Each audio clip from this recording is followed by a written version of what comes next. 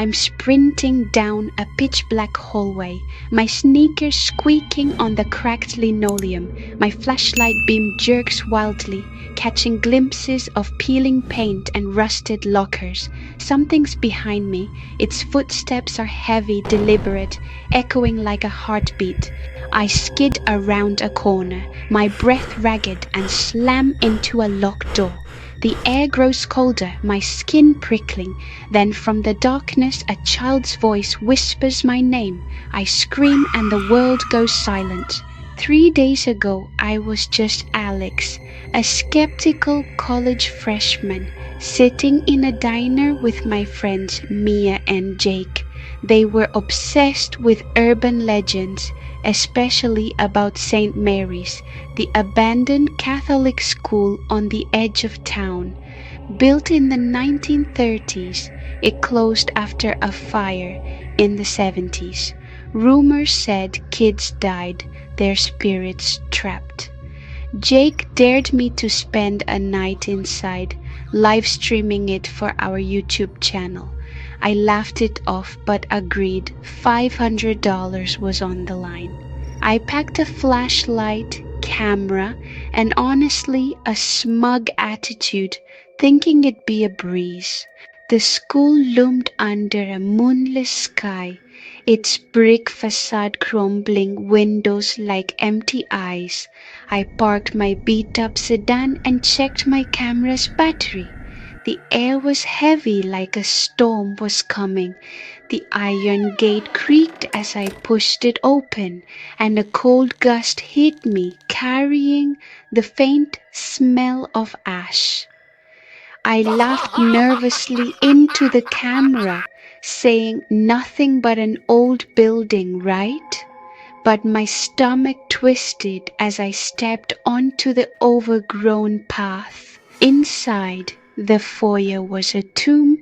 Dust hung in the air, and my flashlight caught faded religious murals on the walls, saints with chipped faces staring down. The temperature dropped sharply, my breath visible. I set up my camera on a tripod, starting the live stream. "Welcome to St. Mary's, folks," I said, forcing a grin. Then a faint tapping echoed from the hallway ahead, like fingernails on glass. I froze, my smile fading. I followed the tapping down a long corridor, my flashlight barely cutting through the gloom. Old classroom doors lined the walls, some ajar, revealing desks covered in dust. The tapping grew louder, rhythmic, coming from a door at the end marked library. I whispered to the camera, "This is probably nothing," but my hands shook. As I reached for the handle, the tapping stopped. Silence pressed in, heavy and wrong. The library door creaked open, revealing rows of moldy books and overturned chairs. My flashlight caught something, a small child-sized shoe in the corner, caked in ash. I stepped closer, my heart pounding. "Stay." Then a whisper, soft and high-pitched, came from behind a bookshelf. "Stay." I spun around, my beam darting, but no one was there. The live stream chat exploded with "run" comments. I didn't. My flashlight flickered, and everything just faded to black with a soft whisper echoing in the silence. I backed out of the library, my nerves frayed, and entered a nearby classroom. A chalkboard dominated the wall, covered in faded equations. As I panned the camera, my flashlight caught new writing in shaky chalk. "You shouldn't be here." My throat tightened. I hadn't seen it seconds ago. I stammered to the live stream, This wasn't here before." The air grew colder. The air grew colder. I bolted from the classroom, my heart racing, and found a stairwell leading down. At the bottom was a heavy metal door, padlocked. I tugged at it, desperate to explore or escape. I wasn't sure which. From behind it came a low guttural hum, like a chorus of voices. My camera's battery warning beeped and the live stream flickered. I whispered, "What is this place?" So I abandoned the door and climbed to the second floor. The hallway, it really reeked of charred wood.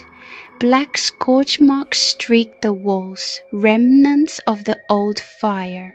My flashlight caught a glimpse of movement, a shadow darting into a room. I called out, "Hello?" My voice echoed, unanswered. The live stream chat was now spamming, "Get out," but I ignored them, stepping toward the room. The room was a kindergarten, with tiny desks and faded alphabet posters.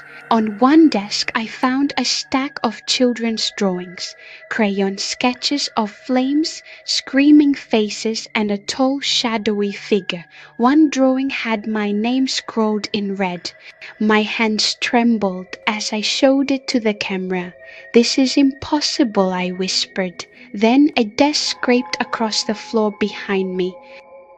I ran, my flashlight bouncing, the hallway stretching endlessly. Heavy footsteps echoed behind me, deliberate and close. I didn't look back. The air grew icy, my breath clouding. I ducked into a janitor's closet, slamming the door. Inside, my flashlight caught a mirror, and in it, a shadowy figure stood behind me. I spun, but the closet was empty. My camera died. With no camera, I was alone with my flashlight. I found another stairwell, this one descending into darkness. The hum from before was louder now, vibrating in my chest. Each step creaked and the walls seemed to pulse. At the bottom, a faint glow came from under another door. I whispered, "I have to know." My hand reached for the handle. The door opened to a cavernous room, lit by flickering candles in a circle. Charred bones lay scattered, and the walls were covered in strange red symbols. The hum was deafening, coming from nowhere and everywhere. In the center stood a figure, tall, cloaked, its face hidden. It turned and I saw no eyes, just darkness. It spoke my name in a chorus of children's voices. I screamed, stumbling back. I ran, the footsteps from before thundering behind me. The school seemed to twist, hallways looping impossibly. My flashlight flickered, then died. I navigated by touch, scraping my hands on rough walls.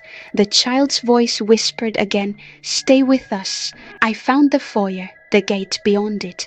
I burst outside, collapsing on the grass, gasping. The school loomed behind me, silent. "Stay with us." I drove home shaking, but something felt wrong. My phone, dead during the escape, powered on. The live stream was still running, but the footage wasn't mine. It showed me in the ritual room, standing still, smiling at the cloaked figure.